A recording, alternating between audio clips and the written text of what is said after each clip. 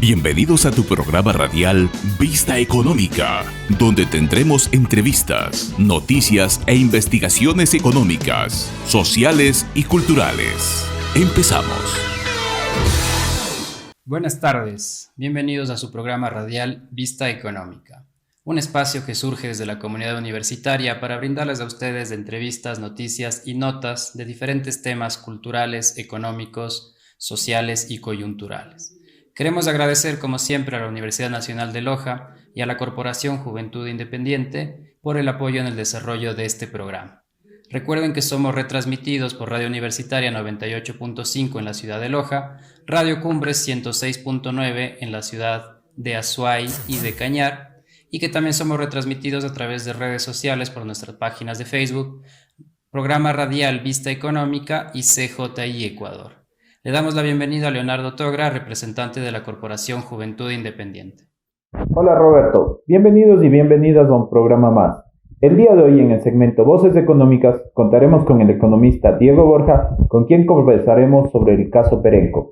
Además contaremos con el doctor Alejandro Rodas, con quien conversaremos sobre lo que está pasando en la Contraloría. Arrancamos nuestro programa. Bienvenidos y bienvenidas.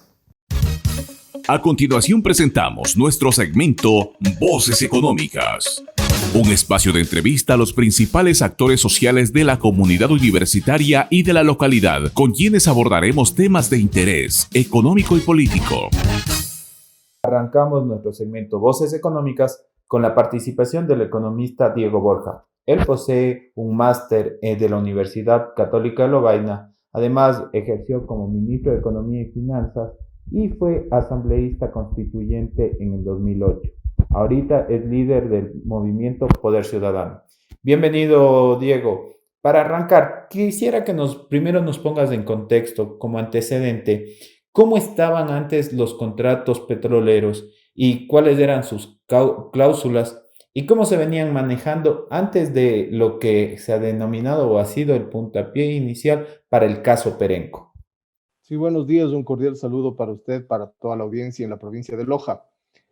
Hay que remontarnos al año 2006, o sea, estamos hablando de hace 15 años. En esos tiempos, el Estado mantenía relación con empresas petroleras internacionales bajo contratos que se llamaban de participación.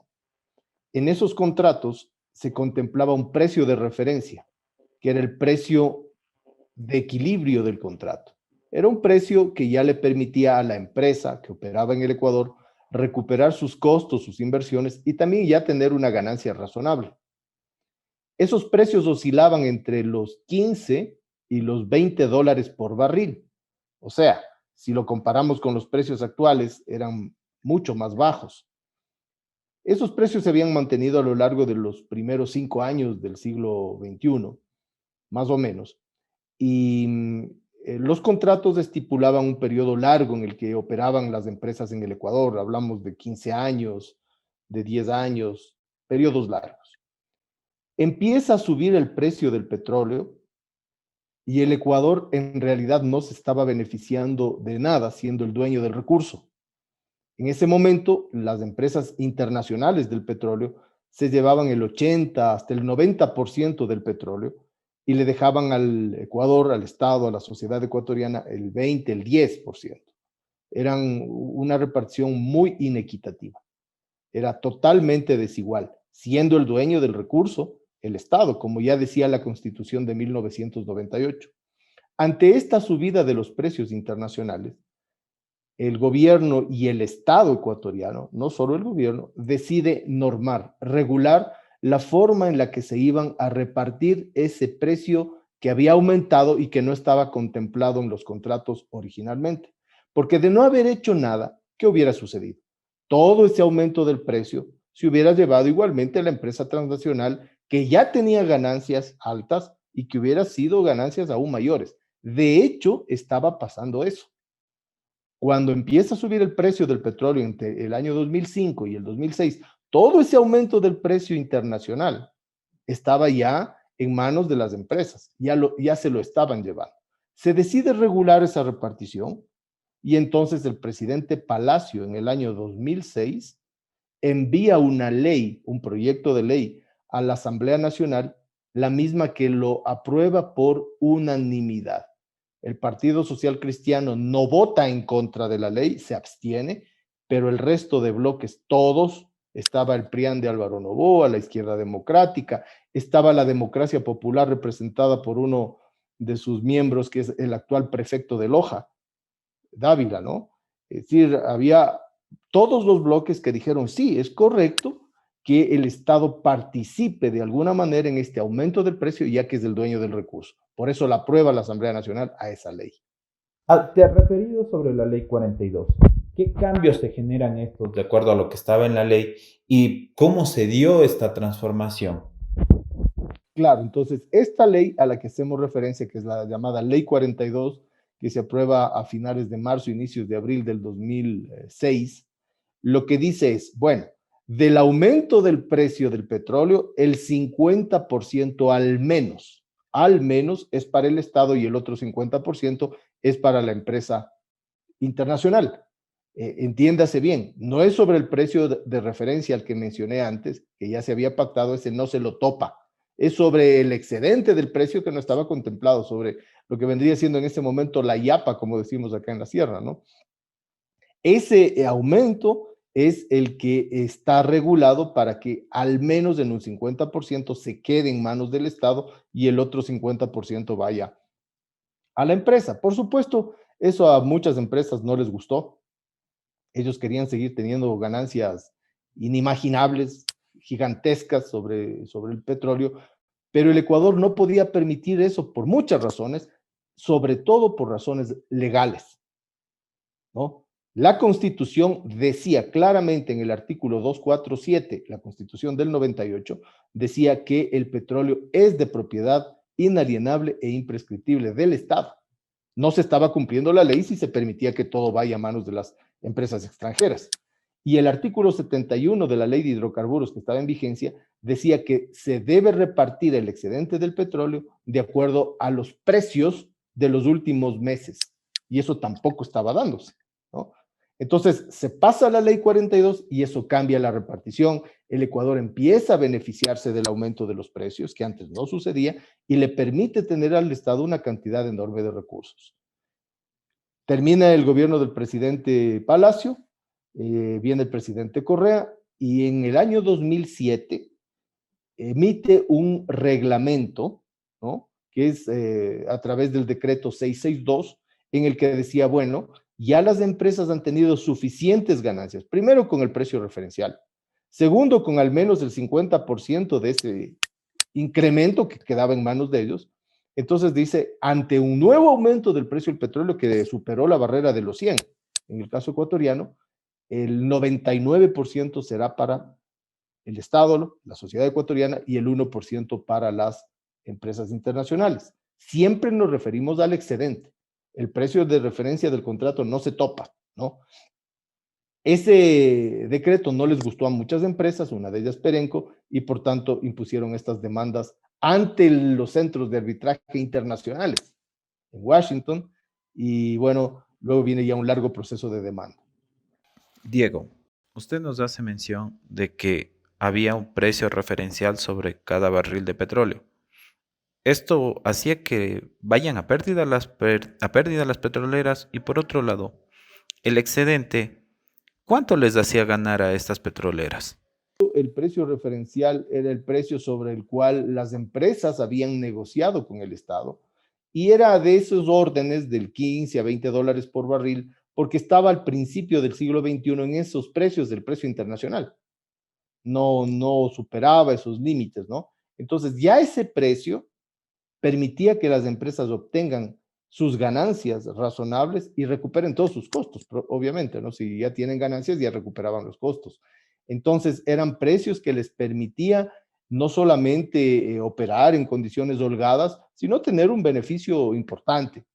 Claro, cuando empieza a subir el precio y empiezan a recibir muchísimo más, estaban más que felices porque, como les repito, y eso es muy importante tener en cuenta, se llevaban ellos en volúmenes más del 80% del petróleo ecuatoriano y le dejaban menos del 20% al Estado. Era una repartición muy, muy desigual. Diego, ahora en el imaginario, ¿hay una cifra o un valor cercano, calculado tal vez, en el cual se pudiese consolidar cuánto ganó el Ecuador por estos cambios? Primero en la ley 42 y luego en el decreto firmado por el expresidente Correa, en este caso sobre el excedente de las rentas petroleras. Las ganancias para el Ecuador fueron extraordinarias, digamos, a partir de esos decretos. Porque, en primer lugar, el precio aumentó ostensiblemente. En junio del 2008, junio, julio, el Ecuador llegó a vender su petróleo en más de $114 por barril. Si no se hubieran hecho estas modificaciones, la diferencia entre esos precios de referencia y el precio de mercado era gigante y se hubiera ido a manos de las empresas transnacionales. Por ejemplo, solo en el caso de Perenco. Perenco declara ganancias entre el 2000 y el 2008 del orden de los 2.500 millones de dólares, ¿ya? Y para ese momento, el Estado ecuatoriano, por el tema de Perenco, que operaba los pozos 7 y 21, había recibido apenas 153 millones. 2.500 para la empresa, 153 para el Estado. Esa era la relación. Era una relación completamente desigual, completamente desigual. Solamente en los 2 años que se hace cargo el Estado posterior al abandono de los pozos por parte de Perenco en el 2008, el 2009 y el 2010, el Estado recibió 650 millones, solo en 2 años. Entonces, esa era la relación. ¿Cuánto en total recibió el Ecuador? Es por lo menos 4 veces más solo en el caso de Perenco, incluyendo el pago que habría que hacer ahora a causa de este arbitraje que ha fallado en contra del Estado, el CIADI, ¿no? Consideramos de que Perenco no fue la única petrolera que acudió a un arbitraje internacional. Sin embargo, se ha dicho o se ha mencionado de que ha habido otros juicios en los cuales Ecuador sí ha ganado. ¿Por qué pierde únicamente con Perenco? ¿O cómo está ese porcentaje de juicios ganados contra juicios perdidos? Completamente a la inversa. Nunca el Estado ha ganado juicios en el CIADI. Siempre pierde. Le plantean un juicio de cualquier estilo y siempre el Estado pierde. Y eso obviamente da que pensar, porque un abogado puede perder un juicio, pero no todos. El abogado del Estado es la Procuraduría, como todos sabemos. Y la Procuraduría ha tenido 13 años para defender al Estado. Este juicio que pone Perenco al Ecuador se inició en el 2008 y se inicia de una manera completamente, llamémosle, que vulnera la jurisprudencia, la normativa, la legalidad ecuatoriana. Porque el Estado lo que hace en esos años es aplicar la Constitución y la ley. O sea, el Estado no es que viola sus normas legales, no es que viola la Constitución, no es que se va por encima de la ley, que hace actos arbitrarios. No, al revés, lo que hace es aplicar la ley y sin embargo de eso, estos organismos que están en Washington, no están en el Ecuador, fallan en contra del Ecuador, incluso desconociendo el hecho de que el Ecuador estaba pegado a sus normas, a sus leyes. Y le dan la razón a Perenco. Quizás usted se refiere al hecho de que Perenco tenía una socia, que es la empresa Burlington. Esa empresa también le pone un arbitraje al Ecuador, también le demanda, ¿no? Pero en el caso de la demanda de Burlington, el mismo tribunal, el CIADI, le dice a Burlington que la ley 42 no es expropiatoria. Pero a Perenco, en cambio, le dice que sí es expropiatoria.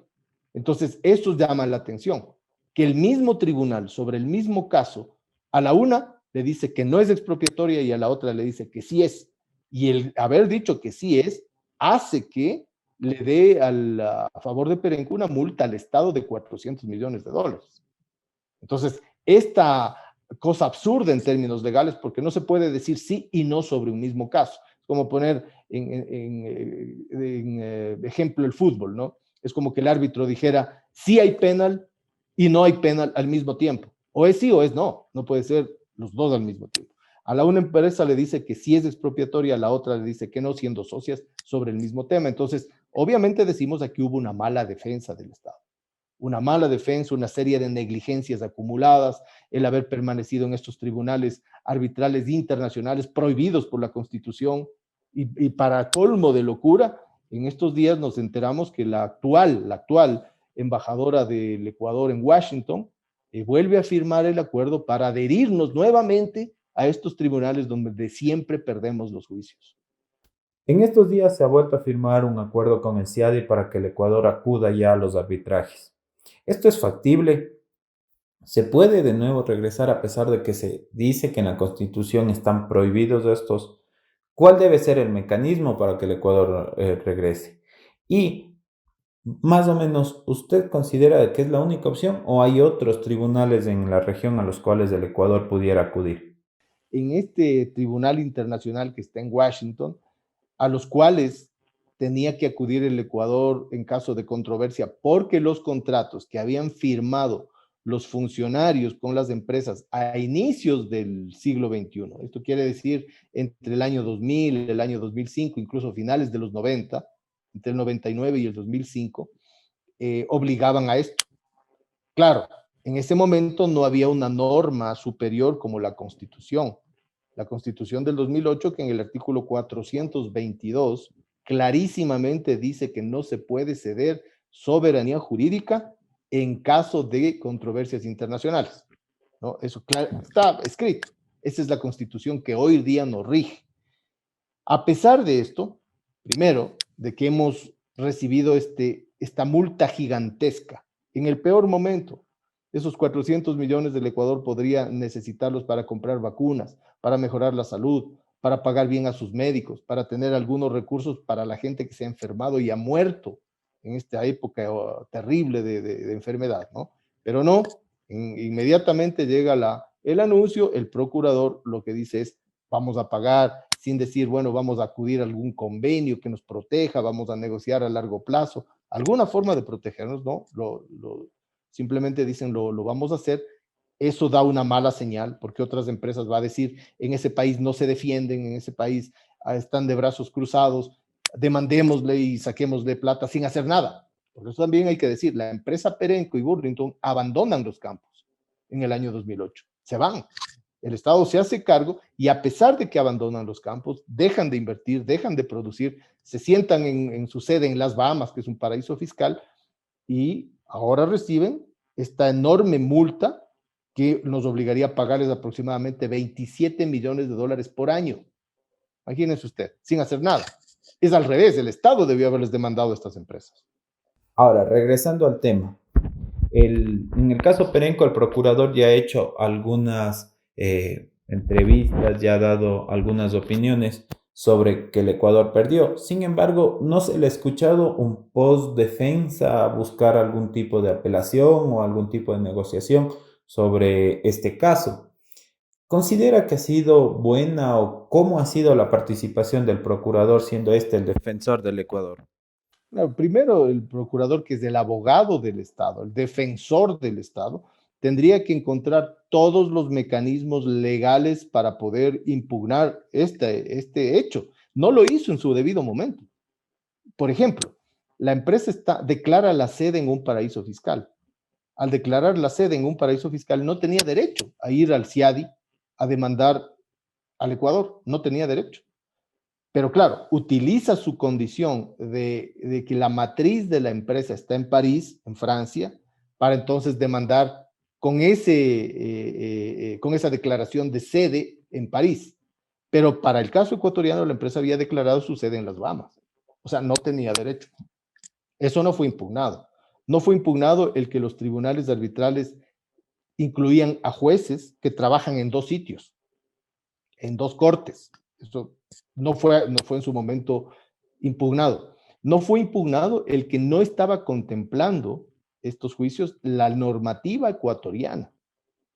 No impugnaron el que la empresa abandonó los campos. No es que se le expropió, se fueron, porque no estuvieron de acuerdo. Era al revés, el Estado tendría que haber demandado y haber pedido daños y perjuicios porque las empresas se fueron.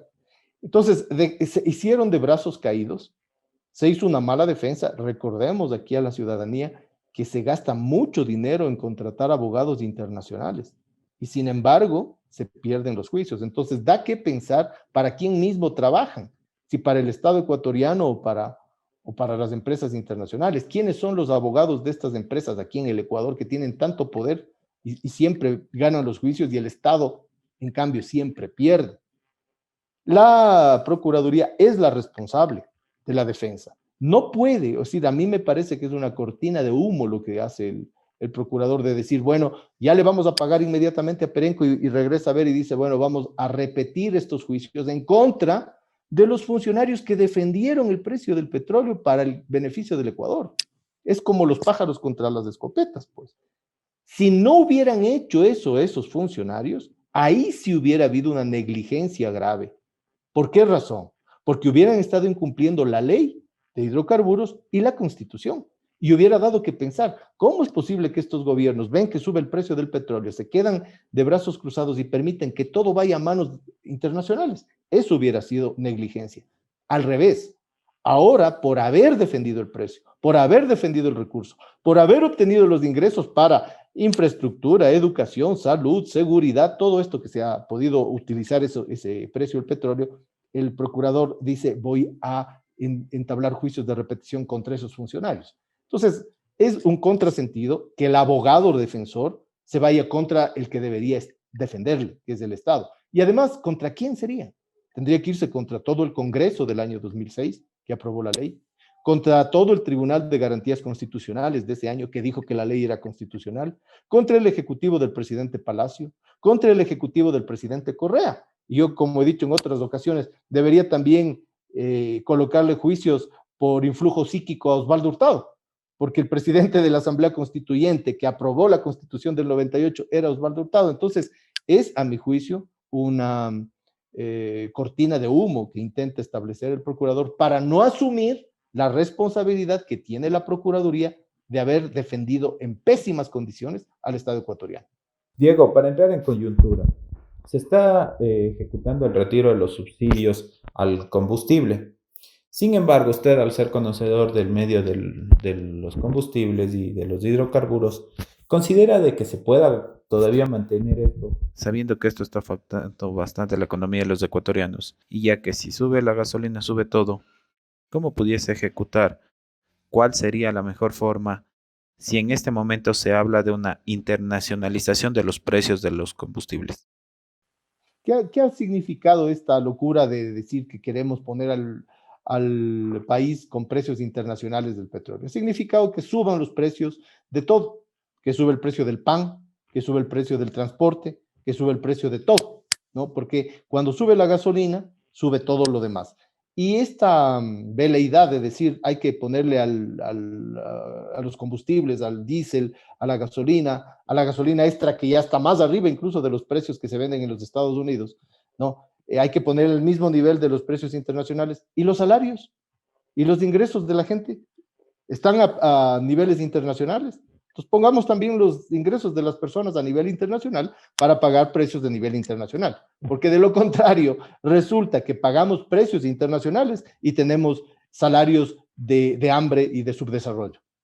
Pongamos los dos, pues, precios y salarios a nivel internacional, porque en el caso de los países que pagan gasolinas caras es porque tienen ingresos mucho más altos, ¿no es cierto? Por un lado. Por otro lado, no son países productores de petróleo. Lo que habría que hacer es continuar con las inversiones en la refinación interna de combustibles para poder tener uso de nuestro recurso y no tener que estar comprando derivados, gasolina, diésel, gas doméstico, etcétera, sino refinarlo internamente, cosa que no se ha hecho.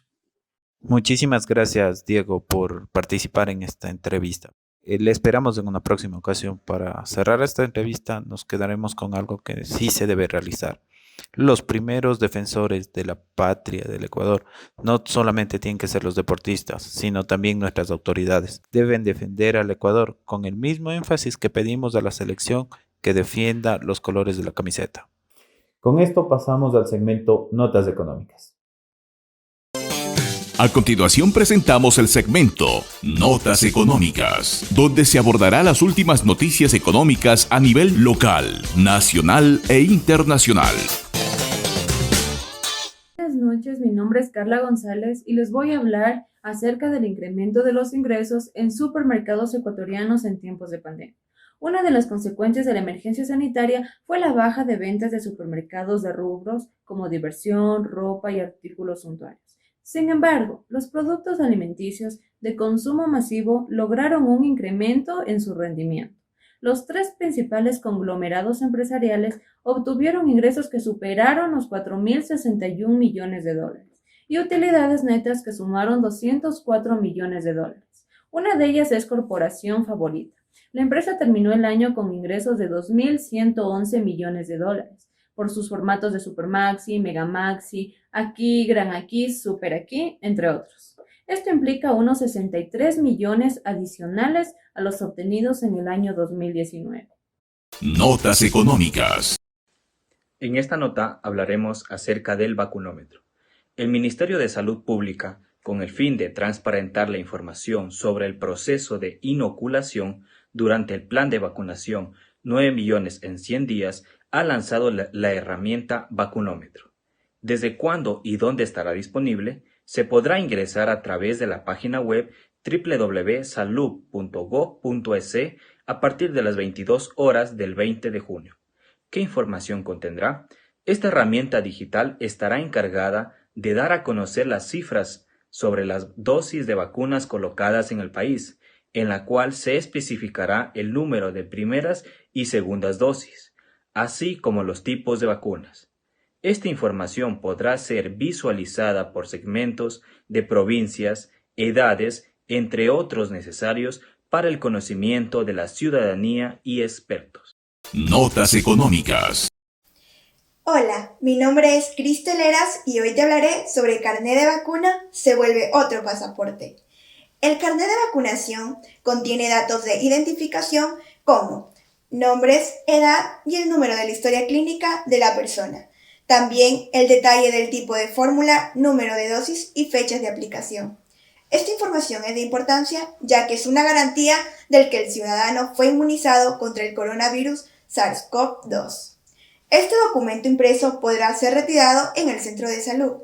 En el portal del Ministerio de Salud Pública se explica que en cada centro de vacunación se dará un carnet luego de la administración de la fórmula contra este mal. Notas económicas. A continuación presentamos nuestro segmento Voces Económicas. Un espacio de entrevista a los principales actores sociales de la comunidad universitaria y de la localidad, con quienes abordaremos temas de interés económico y político. De esta manera damos paso a nuestra segunda entrevista. En esta ocasión tenemos al doctor Alejandro Rodas. Él es vocero del Frente de Perjudicados de la Contraloría y además catedrático universitario. Damos la bienvenida entonces a Alejandro y quiero arrancar esta entrevista un poco que nos cuentes cuál ha sido el panorama general de la Contraloría durante estas últimas semanas. Ha habido ciertos temas coyunturales bastante complejos, sobre todo con la renuncia de la excontralora subrogante. Sí, cuéntanos un poco cuál es el panorama que se presenta actualmente. ¿Cómo estás? Muy buenas noches. Quiero ser muy efusivo en hacer un saludo a todas las personas que nos escuchan la noche de hoy y sobre todo destacar y descartar que haya una coincidencia en todo lo que está ocurriendo en la Contraloría General del Estado. Aquí hay una persona que simplemente por su capricho, por su prepotencia, pero sobre todo por la insignificancia que le da el valor de lo que implica ser una autoridad de control, se mantiene en el cargo. La primera observación es que Pablo Celi de la Torre, de manera obscena, de manera agresiva, sigue siendo el Contralor General del Estado. Más adelante, dentro del vínculo del derecho administrativo y de todo lo que implica las acciones de control, tenemos claro que todo está frenado, de que todo está en una instancia que nadie sabe por dónde proseguir. Eso es una cuestión que preocupa mucho a la administración pública, pero sobre todo que se tiene que resolver. Pablo Celi de la Torre en pocos días va a dejar no digo el curul, para que se me entienda, pero para dejar de ser Contralor General del Estado, básicamente tiene dos requisitos. El primero, que la administración pública a través del Ministerio del Trabajo diga que los 3 días que él no asistió simplemente le invalidan ser la máxima autoridad de control del Estado ecuatoriano, o la otra, que simplemente la Asamblea Nacional, a través del juicio político que nosotros vamos a comparecer en pocos días, demostremos que Pablo Celi de la Torre ha sido una persona indeseable en el sentido del manejo de la cosa pública y que definitivamente nosotros haremos corroboración de aquello. Ese es el escenario en el cual nos movemos y que esperamos que la audiencia pública sepa atender y sobre todo resolver.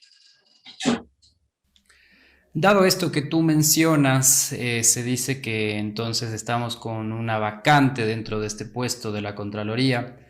¿Cuál crees que va a ser el futuro de este puesto, si dado este caso que tú mencionas, o en el caso que no se dé esta situación favorable dentro de la vacante de este puesto? ¿Cuál sería el futuro? ¿Cuáles son las opciones que deben manejarse dentro de la selección de esta persona? Te quiero decir una cosa muy preocupante. Hoy por hoy se barajan muchos nombres. Yo no quiero entrar en detalles. Lo que creo que es importante subsumir a las personas que sí conocemos del derecho es que no se puede hablar en derecho público de personas. Se tiene que hablar de conceptos. Y los conceptos elementales es que una persona que ha sido política, que ha defendido intereses de terceros, que ha defendido la homologación y sobre todo la acreditación de empresas transnacionales que violen los derechos fundamentales de ecuatorianos, al igual que personas muy cercanas al ex contralor, yo lo digo así, Pablo Celi de la Torre, no podrían ejercer ese cargo. El momento en que el ente de control deje la viciada actitud de promover a personas que sean ligadas a la política, va a cambiar la cosa. No te quiero decir que simplemente es una tarea fácil del Consejo de Participación Ciudadana y Control Social, pero que tienen que entender el mensaje y el clamor del pueblo. Por algo se creó esta función, por algo se creó el sentimiento de la participación ciudadana. En términos concretos, es impensable que la Contraloría General del Estado se ponga a recaudo de personas que han hecho política y que definitivamente no puedan resolver los grandes conflictos que tiene hoy por hoy la Contraloría General del Estado. Va más allá de membretes, va más allá de la simple idea de poder hacer cabildeos y congraciarse con el poder imperante. Ojalá todo esto pueda transformar en que la Contraloría pueda ser una entidad solvente, pero sobre todo autónoma del poder político. Has mencionado un ente que es muy importante como el Consejo de Participación Ciudadana. ¿Cuál ha sido el rol de este ente dentro de este proceso y si crees que ha sido adecuado? Yo creo que el Consejo de Participación Ciudadana tiene mucho miedo en la medida de poner a una persona proba independiente. ¿Sabes cuál es el gran problema? Y te digo porque eres una persona que relativamente te miro joven. El concepto que manejamos de lo que implica hacer política tiene que ver con un ideario de la gente de resolver las grandes problemáticas en función de los intereses de pocos. Yo creo que eso debe terminar y que hoy por hoy tenemos la tarea fundamental de hacer una institucionalidad, si tú me dices, de la Contraloría, que resuelva los problemas de muchos, no de pocos. Y ojalá eso suceda, porque definitivamente mirar a gente joven que solo está para prestarse a una campaña de consultar alguna cosa, nos deja fuera. El sentido nacional es que podamos resolver los grandes problemas que hoy nos aquejan y que la clase política o quiere tapar o simplemente no le interesa resolver. Otro ente que es importante dentro de este proceso es la Fiscalía. ¿Cómo va el proceso del juicio del Contralor y cómo crees que ha actuado la Fiscalía frente a estas supuestas presiones que se dieron la semana anterior, que se publicaron por Twitter, pero que realmente no se supo más? ¿Cómo ves esta actuación de la fiscal, sí? ¿Y cómo crees que está impactando dentro del proceso? No, la Fiscalía General del Estado, más allá de un cálculo político, cualquier situación que pueda tratar de mermar la actividad de este espacio, es que simplemente está haciendo su trabajo. La señora fiscal del Estado, Diana Salazar, tiene un interés que todos aplaudimos, pero todos también decimos, ¿y por qué no lo hizo antes? ¿Por qué tuvo que esperar que venga una delación internacional del señor Raúl de la Torre, por ejemplo, en el caso de Las Torres, para que puedan activar una suerte de urgencia que era necesaria resolver? Yo no quiero meterme en ese tema, no es mi experticia es del derecho constitucional y simplemente quiero decirte que lo que está haciendo la Fiscal General del Estado es una tarea que todos los ecuatorianos esperamos que se resuelva y que definitivamente lleve a un puerto donde Pablo Celi de la Torre, el Contralor actual, se mantenga donde pertenece. Una persona que hizo mucho daño y sobre todo mermó los intereses de mucha gente, de la carrera civil, de la Contraloría, de la carrera, de todo lo que implica ser funcionario público, pague sus consecuencias. El fruto de los hechos no quiere decir que seas absuelto de todas las injusticias que en un momento dado realizaste. Ojalá todo esto lleve a un puerto de justicia y esperamos que todos eso ocurra. Finalmente te quiero preguntar con respecto a este grupo que tú representas como vocero del Frente de Perjudicados de la Contraloría y sobre todo denuncias que han hecho con respecto al incendio de la Contraloría hace algunos meses, algún desvanecimiento de glosas. Realmente, ¿cuál ha sido la verdadera situación, sobre todo de este incendio de la Contraloría, en el cual se manejó cierta hipótesis durante un largo tiempo? Sin embargo, parece que ahora ha cambiado esa hipótesis de el inicio de este incendio. En el mes de octubre del año 2019 nos decían, bueno, pues que estábamos locos, que lo que decíamos en contra del impoluto Pablo Celi de la Torre era una cosa descabellada, por decirlo menos. Creo que el tiempo ajusta las tuercas, hace las cosas que tiene que hacer. Simplemente te puedo decir, no solo que está preso, que es una persona que va a seguir presa por muchos años y que definitivamente la razón en la cual nosotros sustentamos una apreciación que luego se volvió una realidad ha sido en el asidero del tiempo una realidad, y que sobre todo que la gente que cree en el control social como un mecanismo de activar los derechos constitucionales estipulados en el artículo 95 y 207 tienen que ser una realidad. No podemos hablar de participación ciudadana y de control social desde la perspectiva retórica. Tenemos que hacer un ejercicio real y creo que quien habla y el frente de prácticamente de las personas que se han visto vulneradas en el ejercicio de la coacción estatal de la Contraloría, lo han venido haciendo de buena manera. Así que esa es la realidad donde nos movemos y agradecemos a los espacios que nos permiten decir lo que pensamos. Muchas gracias por este espacio. Quiero agradecerte a ti, Alejandro, por haber compartido estos minutos con nosotros, haber expuesto tus ideas y sobre todo tus opiniones hacia la ciudadanía y en general a la comunidad universitaria que nos sigue dentro de nuestras redes sociales y dentro de las emisoras. Agradecerte una vez más y por supuesto esperar volver a conversar en el futuro y tenerte de vuelta dentro de este programa. Damos paso a nuestro siguiente segmento, Más allá de la economía. Presentamos el segmento Más allá de la economía, donde trataremos las últimas tendencias en deportes, cultura, arte, educación, entretenimiento, salud y política. ¿Exprimimos la naranja de la cultura o dejamos ese jugo para después? Mi nombre es Evelyn Abarca. Acompáñame en el transcurso de este segmento.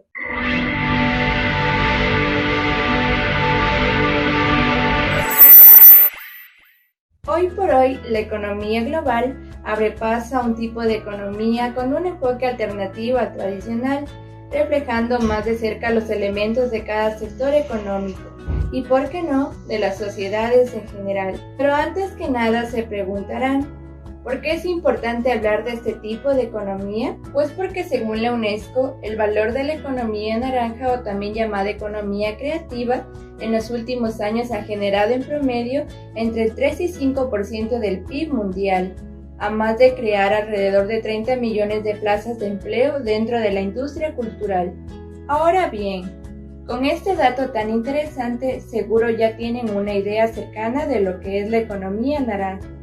Y pues no, se equivocan. La economía naranja no es más que el conjunto de actividades que de manera encadenada permiten que las ideas se transformen en bienes y servicios culturales, cuyo valor está determinado por su contenido de propiedad intelectual. Como dato curioso, este concepto que les acabo de mencionar se atribuye a uno de los autores del libro La economía naranja, una oportunidad infinita, escrito por Felipe Buitrago e Iván Duque. Ahora bien, no hay mejor forma de comprender un concepto que cuando lo ejemplificamos. Sin irnos tan lejos, vamos a hablar de la economía naranja en Ecuador, que por cierto, esta llega al 1.93 del PIB.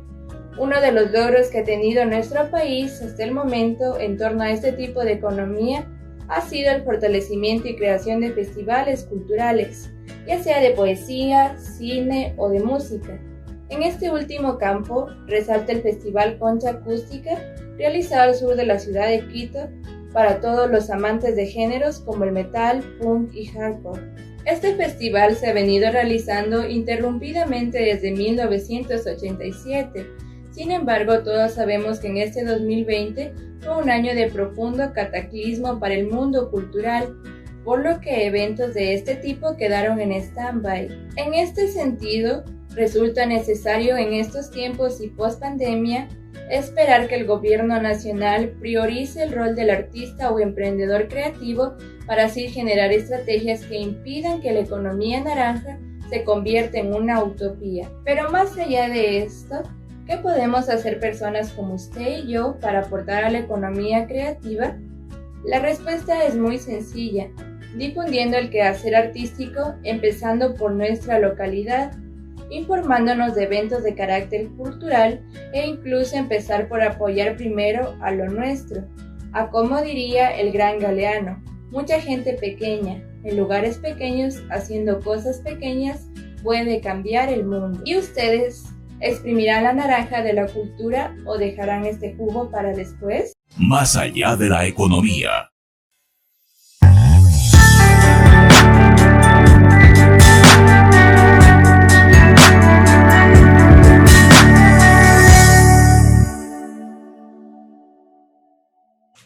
Buenas tardes, mi nombre es Brian Fares, estudiante de la carrera de Economía de la Universidad Nacional de Loja. Hoy vamos a hablar acerca de los chatbots. ¿Qué es, para qué sirve y cómo funciona? Seguro que últimamente has escuchado hablar sobre los llamados chatbots, pero ¿sabes qué son y por qué son importantes en tu estrategia de marketing? En la actualidad, el Internet está muy sofisticado, ya que resulta difícil destacar entre tanta información, lo cual, ante esta situación, las empresas han buscado nuevos canales digitales para llamar la atención y tener un mayor contacto con los usuarios. Por eso, es que ahora decimos adiós a los medios digitales de antes, los medios tradicionales como por ejemplo los call centers que están obsoletos. La solución que se ha planteado para hacer feliz tanto a las empresas como a los consumidores son los chatbots. Pero, ¿qué es un chatbot?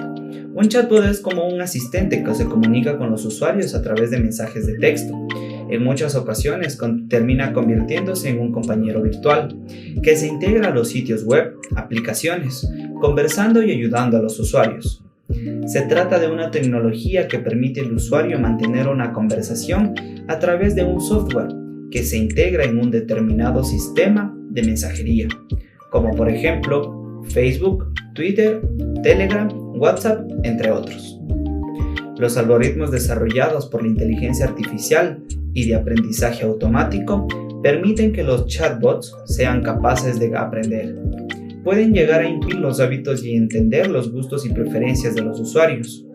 Asimismo, mencionar que las preguntas que se realicen al robot no deben ser ni abiertas ni generales, esto con la finalidad de que el usuario no se vaya a otros temas que no le interesen, es decir, que se vaya por las ramas. ¿Cómo funcionan los chatbots? Vale la pena señalar que entender a los humanos no es fácil para una máquina, por eso es que los chatbots utilizan principios del lenguaje natural. Entre ellos tenemos el pensamiento del lenguaje natural, que amplía el significado del texto, por ejemplo, corrigiendo errores ortográficos, detectando las emociones de los usuarios, entre otros. Además, la comprensión del lenguaje natural, que ayuda a entender lo que el usuario le ha dicho. La generación del lenguaje natural ofrece una experiencia memorable al cliente, es decir, que va más allá de brindar respuestas prefabricadas. No obstante, dependiendo de su diseño y programación, podemos encontrar dos tipos de chatbots bien diferenciados. Los chatbots simples que trabajan en función de una serie de comandos y palabras clave, y los chatbots inteligentes que son de un nivel más alto de complejidad y que son diseñados en torno a los conceptos y filosofía de la inteligencia artificial. Pero, seguro te has de estar preguntando, ¿cuáles son sus funciones y en qué momento debería implementarlo en la empresa? Pues bien, algunas de las funciones de los chatbots que favorecen la funcionalidad de manera importante la experiencia de los usuarios es, por ejemplo, la mejora del servicio al cliente, facilita los procesos de compra y conversión, además de la comunicación personalizada. Los beneficios de implementarlo son el incremento en las ventas, el incremento en la retención de los clientes, además del incremento en la conversión. Pero también te estarás preguntando, ¿cuándo es el momento perfecto para implementar uno en tu empresa? Pues bien, deberías hacerlo ya. No hay un momento perfecto en la estrategia de tu empresa si lo que buscas es resolver preguntas sobre tus productos, servicios o marca, contar cómo funciona tu producto, enviar emails a tus clientes y atención al cliente personalizada e inmediata, accesibilidad para el cliente y proximidad con el cliente, ya que te permite hablar en el lenguaje que utiliza el usuario en su vida real. Pero bien, ya conoces los beneficios de la implementación de un chatbot. Puede aportar a tu sitio web y a tu negocio. ¿Qué estás esperando para implementar en tu estrategia tu propio chatbot? Más allá de la economía. De esta manera llegamos al final de nuestro programa. Quiero agradecer como siempre a los estudiantes de la carrera de Economía de la Universidad Nacional de Loja por haber participado en los diferentes segmentos del programa. Ha sido un programa especial ya que hemos tenido 2 segmentos nuevos y también invitados de lujo. Quiero agradecer también a todas las personas que nos siguen por las diferentes emisoras y a través de nuestras redes sociales. De esta forma, doy paso a Leonardo para el cierre del programa. Gracias, Roberto. Vamos a cerrar el programa de hoy con nuestro comentario sobre lo que nos dijeron nuestros invitados. El Ecuador es un Estado de derecho y se ha venido desinstitucionalizando en los últimos años. No es posible que tengamos una Contraloría sin Contralor, una Fiscalía trabajando de acuerdo al poder de turno, además de contar con un procurador que no defiende a su país como debe ser. Necesitamos que el Ecuador sea un país de derecho con instituciones sólidas y a veces como ciudadanos tenemos que solicitar más a las autoridades y exigir más. No podemos exigir más a un futbolista, a un deportista que defienda a su país y no a las autoridades. Otro llamado de atención también al Legislativo y al Consejo de Participación Ciudadana y Control Social. Ustedes son un poder del Estado y ustedes son quienes deberían estar garantizando que toda esta institucionalidad funcione y que sea sólida para el servicio de todos los ecuatorianos. Con esto cerramos el programa. Agradecemos a la Universidad Nacional de Loja, a la Corporación Juventud Independiente, a Radio Cumbre 106.9 en Cañar y Azuay, a Radio Universitaria 98.5 en la ciudad de Loja. Les esperamos la próxima semana. Aquí termina el programa de esta semana.